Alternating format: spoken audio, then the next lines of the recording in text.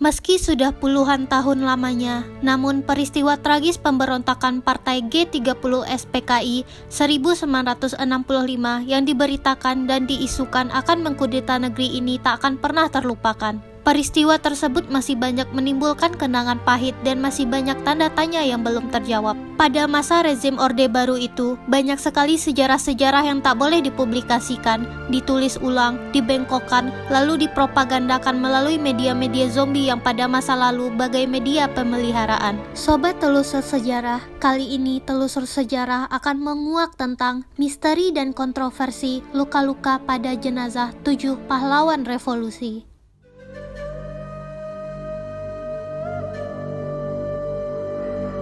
Mengangkat jenazah 7 pahlawan revolusi di lubang buaya bukan perkara gampang.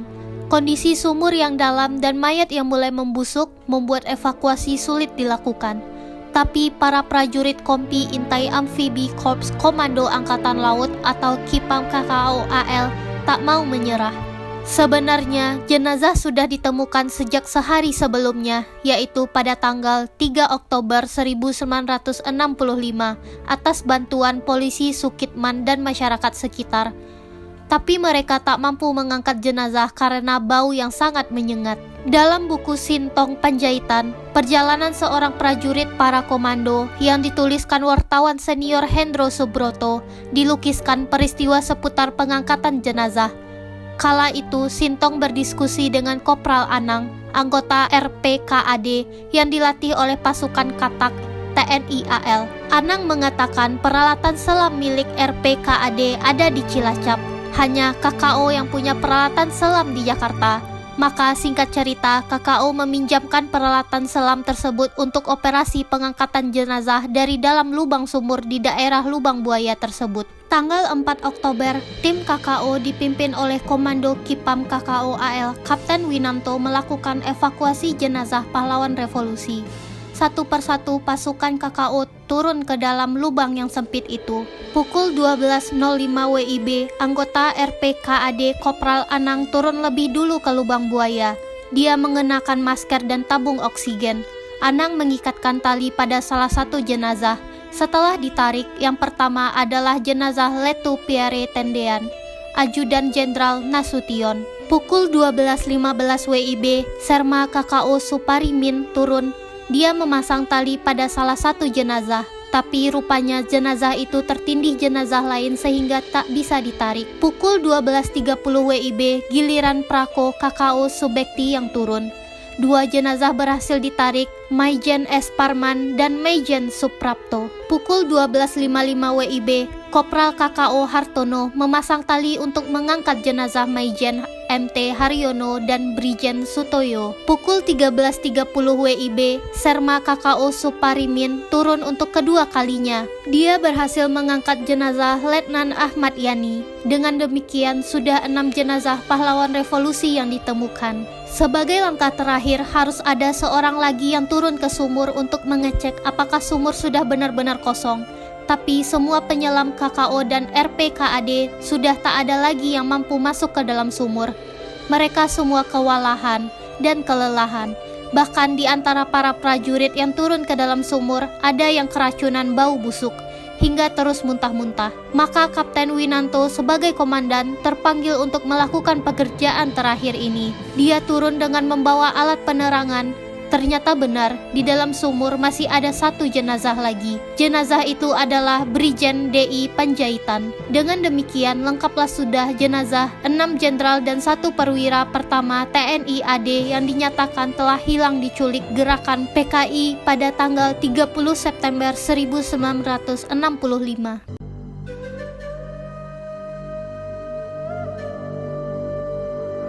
4 Oktober 1965 pukul 4.30 sore saat itu, 5 dokter yang diperintahkan Pangkostrat dan Pangkop Kamtip Mayor Jenderal Soeharto memulai tugas mereka. Jenazah 6 jenderal dan 1 perwira menengah korban penculikan dan pembunuhan yang dilakukan kelompok Letkol Untung pada dini hari 1 Oktober mereka periksa satu persatu. Ketujuh korban itu adalah Ahmad Yani, Letnan Jenderal, Menteri Panglima Angkatan Darat; R. Sueprapto, Mayor Jenderal, Deputi 2, Menteri Panglima Angkatan Darat; M.T. Harjono, Mayor Jenderal, Deputi 3, Menteri Panglima Angkatan Darat; S. Parman, Mayor Jenderal, Asisten 1, Menteri Panglima Angkatan Darat; D. Ishak Panjaitan, Brigadir Jenderal, Deputi 4, Menteri Panglima Angkatan Darat; Suetojo Siswo Miharjo, Brigadir Jenderal, Auditor Jenderal atau Inspektur Kehakiman Angkatan Darat; Pierre Andreas Tendean,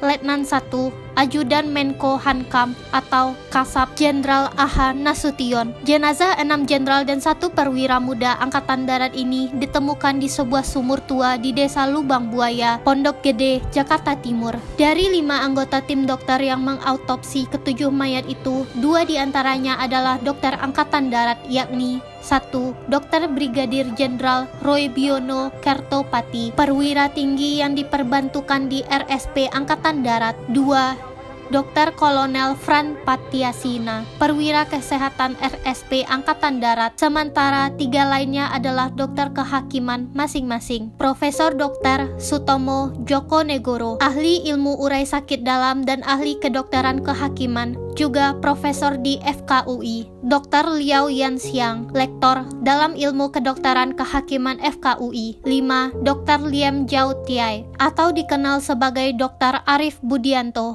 lektor Ilmu Kedokteran Kehakiman Fakultas Kedokteran Universitas Indonesia. Akhirnya, lewat tengah malam pukul 12.30 atau dini hari pada tanggal 5 Oktober 1965, Dr. Roy Biono dan kawan-kawan menyelesaikan tugas mereka. Beberapa jam kemudian, saat matahari sudah cukup tinggi, ketujuh jenazah korban penculikan dan pembunuhan yang kemudian disebut sebagai pahlawan revolusi ini dimakamkan di TMP Kalibata. Ketika diperiksa, ketujuh mayat telah dalam keadaan membusuk dan diperkirakan tewas 4 hari sebelumnya. Dapat dipastikan ketujuh perwira tinggi dan pertama Angkatan Darat ini tewas mengenaskan dengan tubuh dihujani peluru dan tusukan.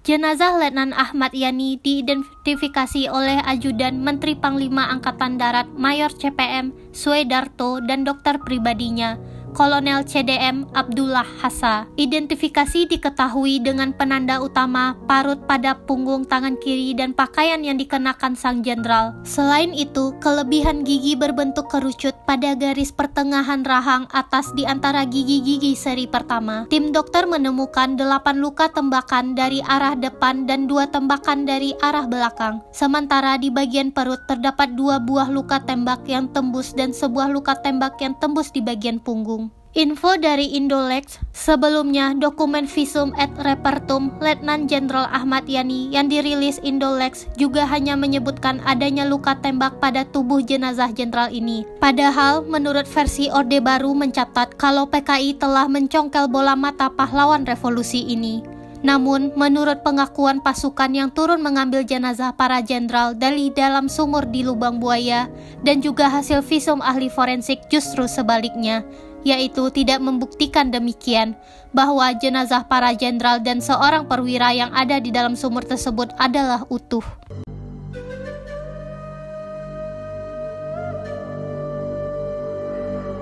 Jenazah Maijen R. Sueprapto diidentifikasi oleh dokter gigi RSPAD Ko Oetian dari susunan gigi geligi sang jenderal. Pada jenazah R. Sueprapto ditemukan 3 luka tembak masuk di bagian depan, 8 luka tembak masuk di bagian belakang, 3 luka tembak keluar di bagian depan, 2 luka tembak keluar di bagian belakang, 3 luka tusuk, luka-luka dan patah tulang karena kekerasan tumpul di bagian kepala dan muka, 1 luka karena kekerasan tumpul di betis kanan, dan luka-luka dan patah tulang karena kekerasan tumpul yang berat sekali di daerah panggul dan bagian atas paha kanan. Kisah sadis menyertai peristiwa G30 SPKI dalam sejarah yang dicatat Orde Baru Letnan Anumerta R. Sueprapto misalnya, disebut disilet-silet dan dipotong alat kelaminnya. Namun, sebuah dokumen visum et repertum yang ditulis Situs Whistleblower Indolex menunjukkan hal yang berbeda. Ada beberapa persamaan dan banyak juga beberapa perbedaan antara luka Letnan Sueprapto versi Orde Baru dan dokumen visum yang asli. Berbeda dengan Ahmad Yani, Sueprapto masih hidup saat diculik dari rumahnya. Dia baru gugur di lubang buaya. Menurut info dari ABRI dan Indolex, versi Orba dan TNI, wajah dan tulang kepala Suprapto remuk namun masih dapat diidentifikasi. Luka dan pukulan benda tumpul yang menyebabkan patah tulang di bagian kepala dan muka. Menurut versi TNI, menyebutkan ada pengakuan anggota Gerwani bahwa mereka menyilet-nyilet korban bahkan memotong alat kelamin korban. Versi Indolex, ada kain sarung dan kemeja yang masih melekat pada korban. Jenderal Suprapto masih hidup saat diculik dari rumahnya. Dalam dokumen yang diungkap Indolex, jenderal ini tak disilet-silet dan alat kelamin korban tak dipotong. Terdapat patah atau retak tulang tenggorokan di 6 titik, adalah patah tulang di betis kanan dan paha kanan. Luka benda tumpul diduga batu atau popor senapan. Suprapto memang mengalami 3 luka tusuk namun dari bayonet dan bukan silet. Suprapto juga gugur akibat 11 luka tembak di berbagai bagian tubuh. Selain itu tidak ada luka lagi, tidak ada bukti penyiletan apalagi mutilasi alat kelamin.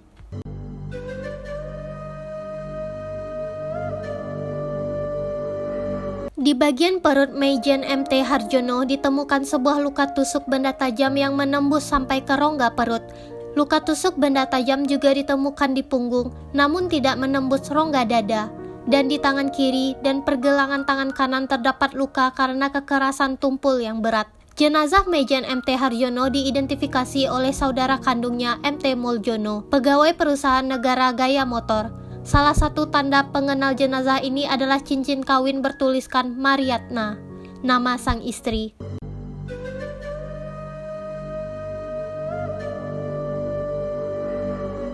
Jenazah S. Parman diidentifikasi oleh Dr. Kolonel CDM Abdullah Hasan. Pada mayat S. Parman ditemukan 3 luka tembak masuk di kepala bagian depan, 1 luka tembak masuk di paha bagian depan, 1 luka tembak masuk di pantat sebelah kiri, 2 luka tembak keluar di kepala, 1 luka tembak keluar di paha kanan bagian belakang, dan luka-luka dan patah tulang karena kekerasan tumpul yang berat di kepala, rahang, dan tungkai di bagian kiri.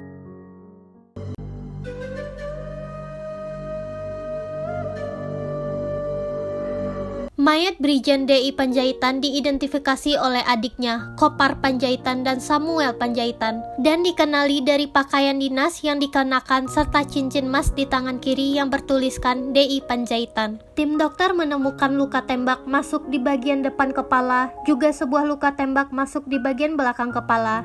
Sementara itu, di bagian kiri kepala terdapat 2 luka tembak keluar. Terakhir, di punggung tangan kiri terdapat luka iris.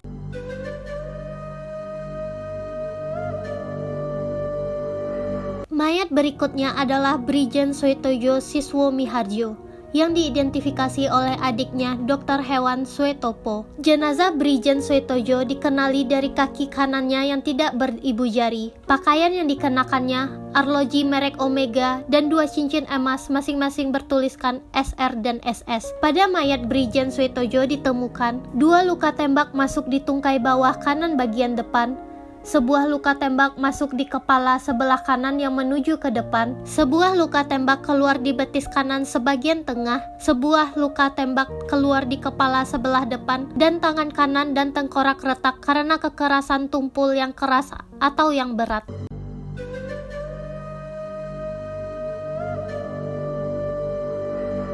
Selanjutnya adalah mayat Letu P. Tandean yang dikenali perwira kesehatan Dirkes AD CDM Amora Gondo Tomo yang menjadi dokter pribadi Menko Hankam atau Kasab. Mayat P. Tandean dikenali dari pakaian yang dikenakannya, gigi geligi, dan sebuah cincin logam dengan batu cincin berwarna biru. Pada mayat P. Tandean, tim dokter menemukan 4 luka tembak masuk di bagian belakang, 2 luka tembak keluar bagian depan, luka-luka lecet di dahi dan tangan kiri, dan 3 luka ternganga karena kekerasan tumpul di bagian kepala. Sobat telusur sejarah, itulah misteri dan kontroversi luka-luka pada jenazah 7 pahlawan revolusi. Semoga kita semua tidak pernah lupa akan perjuangan para pahlawan kita. Semoga video ini bermanfaat. Jika sahabat punya kritik dan saran, silahkan komen di bawah. Dan jika sahabat merasa video ini bermanfaat, silahkan like dan subscribe channel ini.